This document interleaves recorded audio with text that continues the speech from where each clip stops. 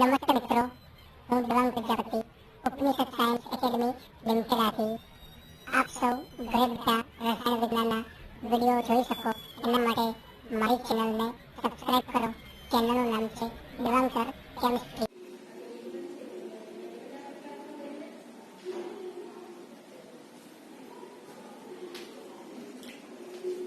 Hello students, I Devang Prajapati from Upanishad Science Academy Limkheda,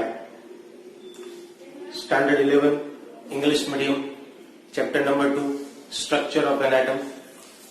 तो बच्चों ये chapter में अभी तक हमने लास्ट सेशन तक कि जिसमें हमने बोहर्स मॉडल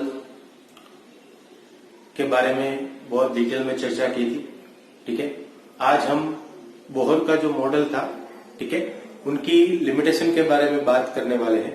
ठीक है, कि बोहर ने जो प्रपोज किया, ठीक है, उनका जो खुद का मॉडल, अभी वो मॉडल कौन सी जगह पे वीक पॉइंट था. ठीक है, यानी कि then limitations we are going to talk about, उनकी लिमिटेशंस के बारे में बात करने वाले हैं. ठीक है, तो चलिए शुरू करते हैं आज का सेशन. ठीक है, limitations of Bohr's model, Bohr के मॉडल की जो लिमिटेशन है, ठीक है, वो हमें आज स्टडी करनी है. तो चलिए शुरू करते हैं. तो सबसे पहले हम बात करें, that is inability to explain the line spectra of multi electron atoms. जो बोहर का जो पूरा मॉडल था, ठीक है, that was for the hydrogen, specifically for the hydrogen. Okay, where only one electron it was having.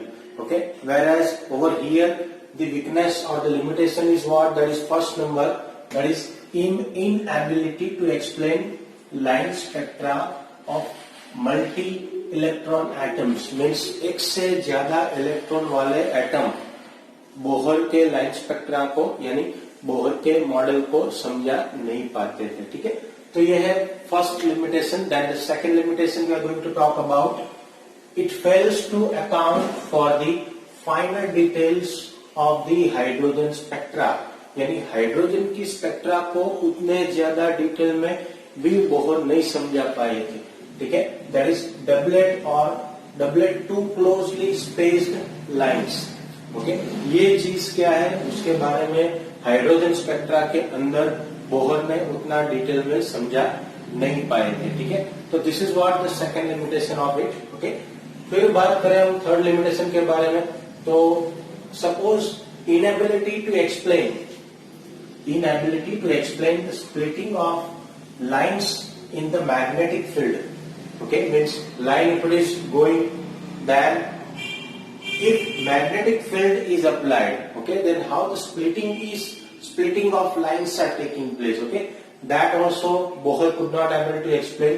Okay, and the electric field also. Suppose if you have provided the magnetic field, okay, then in presence of magnetic field how the splitting is taking place, then in the same manner in presence of electric field, okay, how the splitting of line is taking place. Okay, these Bohr could not explain into the detail. Okay,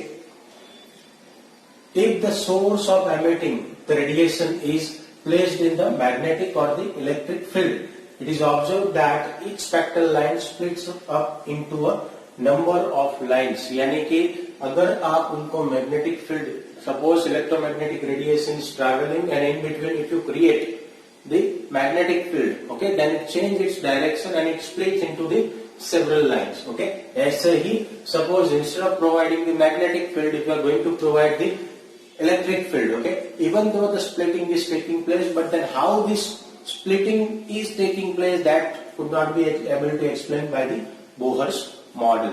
okay, so अभी उसके ऊपर से हमारे पास दो question है, what is Zeeman effect and what is Stark effect, which is very much important, बहुत important है दोस्तों. ठीक है, तो वीडियो को अंत तक देखना मत भूलिएगा. Okay, so what is Zeeman effect. Suppose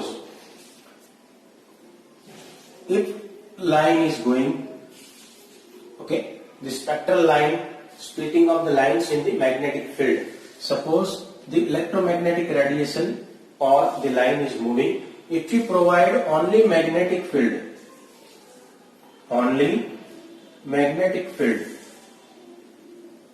then the splitting is taking place. Okay, then the splitting of line is taking place when you provide only magnetic field. Okay, then such an effect is known as Zeeman effect. Okay, in electromagnetic radiation, when the line is traveling in between, if you create only magnetic field and the splitting of lines are taking place, then such an effect is known as an Zeeman effect. क्या है बच्चों?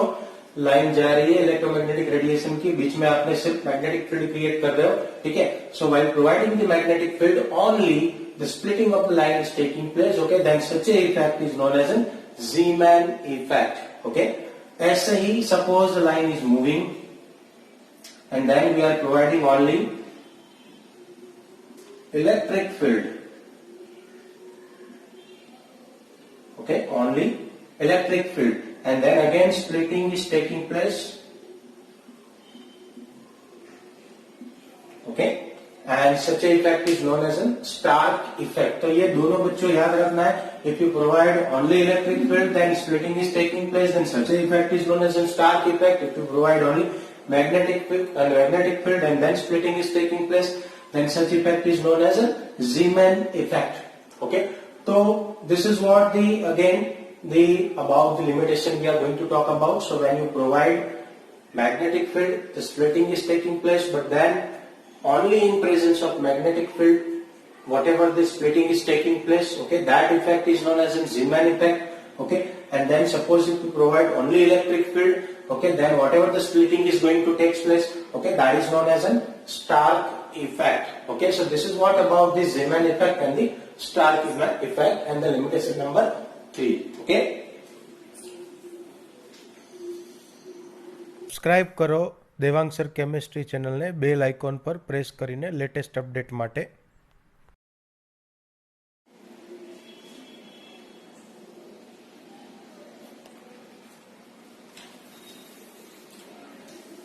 Okay, so this is what the third limitation, okay, of Bohr's model of an atom about the Zeeman effect and the Stark effect. Okay, now we are going into the fourth limitation. So what is it? It could not explain the ability of atoms to form the molecules by covalent bonds. Means, what does it means? How the particular molecules are going to combine by covalent bond. Okay, and it is going to form the molecules or the compounds. Then this thing Bohr could not able to explain it. Okay, so this is what the fourth limitation of Bohr's model of an atom. Then the fifth one, he ignores the dual behavior of matter. Okay, till now we have done it, the dual behavior of matter. Okay, it has the wave nature as well as the particulate nature. दोनों nature है, तो already इसके बारे में हमने पढ़ लिया है. Okay, then this thing Bohr could not able to explain. Okay, and he could not accept it. Okay, and also contradict with the Heisenberg uncertainty principle. Okay, now what is this Heisenberg uncertainty principle? We are going to see into the next session. In one or two sessions we are going to cover about the Heisenberg uncertainty principle. So whatever the uncertainty which has been given by the Heisenberg, okay, this thing Bohr could not able to accept, and it has the contradiction with him also. Okay, so this is what about the limitations of the Bohr's atomic model. Okay, 1, 2, 3, 4, 5. In short, again I will brief you. The first limitation, it was about the line spectra of multi-electron atoms. Okay, and these also Bohr could not explain. Then the second one, it was about the finer details of hydrogen spectra, could not able to explain. Third one, that is about this Zeeman effect and the Stark effect. Fourth one, that is about the inability of atoms to form the molecules by the covalent bond formation. He could not able to explain. And the next and last one, that is he has the contradiction with the Heisenberg uncertainty principle. Okay, now we have the question, that is 2.10, the problem number. Okay, let's see that what are the question I am reading. What are the frequency and wavelength frequency, that is V, and the wavelength, that is lambda, of a photon emitted during the transition from n is equal to 5, that is Ni is equal to 5, and n is equal to 2, that is Nf is equal to 2, okay, of hydrogen atom. So what we have to find? We have to find the frequency, okay, as well as the wavelength. Frequency means V and the wavelength means lambda. So before finding the frequency and the wavelength lambda, you have to find the energy, okay, that is delta E is equal to RH. The formula is delta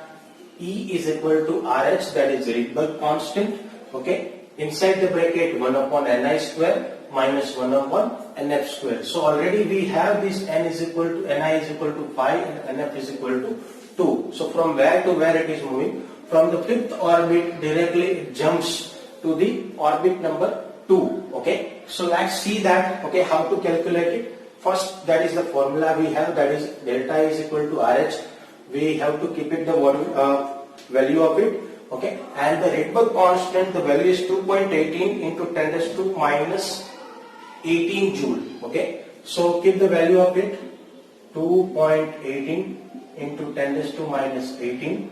Inside the bracket we have to keep 1 upon Ni is equal to 5 whole square minus 1 upon Nf is equal to 2 whole square. Okay. Then keep this thing same 2.18 into 10 raised to minus 18 to 18. Okay. Over here 1 upon 25 minus 1 upon 4. Okay. And then give the simplification of this term and then multiply with the 2.18 into 10 raised to minus 18. तो आपको answer क्या मिलने वाला है? That is 4.58 into 10 raised to minus 19. Okay. The answer what we are going to get it delta E. Delta E का answer हमें क्या मिलने वाला है? That is 4.58 in negative 4.58 into 10 raised to minus 19 joule. Okay, तो ये delta E की value हमें मिलने वाली है. Okay, what you have to do it over here, just simplification 1 upon 25 and minus 1 upon 4. If you simplify this, whatever the answer you are getting, जो answer मिल रहा है उनको इनसे मल्टीप्लाई आपको कर लेना है. ठीक है. So this is what about the delta E. Okay, तो ये आपको आंसर मिलने वाला है. ठीक है. अभी हमें क्या फाइंड करना है? Frequency we are going to find. Okay, तो फ्रीक्वेंसी के लिए भी हमारे पास ऑलरेडी फॉर्मूला है. Okay, V is equal to delta E upon H, where H is equal to H क्या है? तो क्या भाई वो है प्लांक कांस्टेंट. Planck constant. ठीक है. तो प्लांक कांस्टेंट की वैल्यू क्या है? 6.626 into 10 raised to minus 34 joule. तो ये प्लांक कांस्टेंट की वैल्यू है, हमें याद रखनी होती है बच्चों. ठीक है. चलिए ये सभी वैल्यू इसमें फ्रीक्वेंसी में डालते हैं. ठीक है. सो डेल्टा ई की वैल्यू हमारे पास क्या है? That is the 4.58 into 10 raised to minus 19 upon the Planck constant value, that is 6.626 into 10 raised to minus 34. Okay, तो ये इससे आपको फ्रीक्वेंसी मिल जाएगी. ठीक है. इसको आप डिवाइड कर लोगे, then you will be getting the answer, that is 6.91 into 10 raised to 14 hertz. Okay, 6.91 into 10 raised to 14 hertz. ठीक है. तो ये आपको फ्रीक्वेंसी मिल जाएगी बच्चों. ठीक है. यूनिट लिखना नहीं भूलना है. यहाँ पे जूल था, यहाँ पे hertz, that is frequency of unit of the frequency. Okay, अभी देखो एक काम हमारा हो गया. We have calculated the frequency. Okay, now we have to find about the wavelength of it. तो वेवलेंथ कैसे फाइंड करेंगे? ठीक है, वो देखते हैं. तो वेवलेंथ के लिए lambda is equal to C upon V हमारे पास ऑलरेडी फॉर्मूला है. सी की value 3 into 10 raised to power 8. Okay, and frequency की वैल्यू ऑलरेडी हमने just now we have calculated 6.91 into 10 raised to 14 hertz. Okay, so इससे आपको lambda मिल जाएगा. ठीक है. तो लैम्डा जो है वो आपको मिलेगा 434 नैनोमीटर. Okay, 434 nanometre. जो भी पावर आपको मिल रहा है, ठीक है, उसको नैनोमीटर में आपको कन्वर्ट कर देना है. ठीक है. I have written directly into the nanometer. First you will be getting the answer into the meter and then you have to convert it into the nanometer. ठीक है. और मीटर नैनोमीटर का डिफरेंस आपको बच्चों पता ही है. ठीक है, ऑलरेडी हम पढ़ गए हैं. ठीक है, that is 10⁻⁹. Okay, 1 meter is equal to 10⁻⁹ nanometer. Okay, तो उसके अकॉर्डिंगली आपको ये मीटर का जो आंसर आपको मिल रहा है उसको नैनोमीटर में इजीली कन्वर्ट कर देना है. ठीक है, फिर हम क्वेश्चन देखते हैं 2.11. Okay, so the question is calculate the energy associated with the first orbit of He plus 1. Okay, and what is the radius of this orbit? Okay, what is the radius of this orbit? ठीक है, तो इसके लिए बच्चों हमें क्या करना है? ठीक है, सबसे पहले we have to calculate the energy of it. Okay, that is energy के लिए फॉर्मूला हमारे पास है minus Rydberg constant that is RH. Okay, upon Z square. देखो ये यूनिट के हिसाब से फॉर्मूला चेंज होता रहता है. ठीक है, जूल के लिए ये फॉर्मूला है. ठीक है, तो सबसे पहले He के बारे में हम बात करें. ठीक है, देन He के लिए जो प्रिंसिपल क्वांटम नंबर है, ठीक है, principal quantum number n that is 1, whereas Z, capital Z means atomic number of helium is 2. Okay, तो ये वैल्यू हम ये फॉर्मूला में डालने वाले हैं. ठीक है, तो चलिए रखते हैं माइनस 2.18 इंटू 10⁻⁻10. Z के बदले हम क्या लिखेंगे 2 स्क्वायर अपॉन n के लिए हम लिखेंगे 1 स्क्वायर. ठीक है, तो इसको आप सिंप्लीफाई करोगे. ठीक है, then you will be getting the answer. मैं डायरेक्टली आंसर लिख रहा हूं. ठीक है, कैलकुलेशन नहीं करवा रहा हूं यहाँ पे. 2 का स्क्वायर आप करोगे तो you will be getting the 4. 1 का square then 1 then 4 upon 1.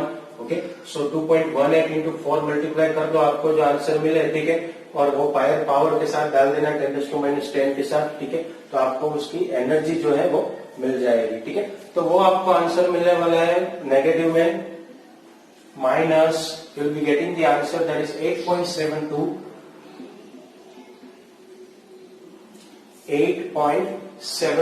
Into 10⁻⁻, power आने वाला है 18 जूल. ठीक है, तो ये आपको एनर्जी मिल गई भाई. ठीक है, अभी आगे हम क्या करना है, we have to find the radius also. Okay, what would be the radius of that orbit. Okay, तो रेडियस के लिए ऑलरेडी हमारे पास फॉर्मूला है 0.0529 n स्क्वायर अपॉन Z. ठीक है, where again helium is there, then n is equal to 1 we have to take and Z is equal to 2 we have to take. Keep this formula. Rn is equal to 0.0529. n की जगह पे हमें क्या रखना है 1, तो 1 का square upon Z means 2 whole square. Okay, तो इसका सिंप्लीफिकेशन आप दोगे. Okay, that is 0.0529 into 1. Okay, upon में 4 आ जाएगा. तो इसका रेडियस आपको मिलने वाला है 0. ये जो देखो यहाँ पे जो है that is given in the form of nanometer. ठीक है, ये दोनों नैनोमीटर में वैल्यू है हमारी. ठीक है, तो जो आंसर आएगा, ठीक है, वो आपको नैनोमीटर में मिलने वाला है. ठीक है, तो नैनोमीटर हमें मिलने वाला है 0.02645 nanometer. That is about the radius. Okay, तो ये है आज के हमारे 2 सम्स. ठीक है, बहुत ही सिंपल सम्स है दोस्तों. ठीक है, 2.10 एंड 2.11. ठीक है, just we have to keep the value of it. Okay, nothing else we have done. जो फॉर्मूला है उसके अंदर हमने सिर्फ वैल्यू डाली है. ठीक है, जो बच्चे चैनल पे नए हो, ठीक है, चैनल को लाइक शेयर एंड सब्सक्राइब जरूर कर देना ताकि आपको नए वीडियो की नोटिफिकेशन तुरंत और जल्दी मिले. ठीक है, तो आज के लिए इतना रखते हैं. ठीक है, नेक्स्ट सेशन में हम आगे बढ़ेंगे, इससे आगे जाएंगे. ठीक है, थैंक यू.